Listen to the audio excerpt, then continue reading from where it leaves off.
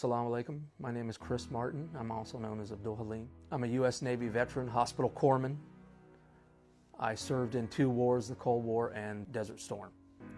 I decided to come to Florida because there is a gun store here who's decided to label themselves as a Muslim-free zone.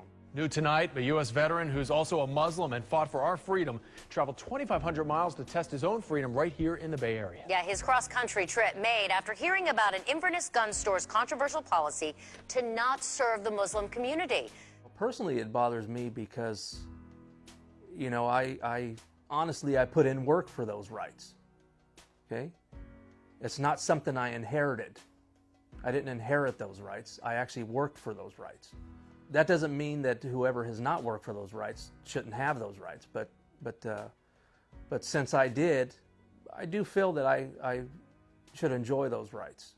The Marines and sailors that were killed, their primary purpose was to support and defend the Constitution of the United States, and that is inclusive of everyone.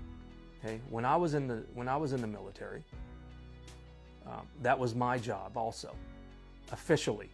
The rights are for everyone, you know, and no one should be able to restrict those rights. In closing, you know, I'd like to say that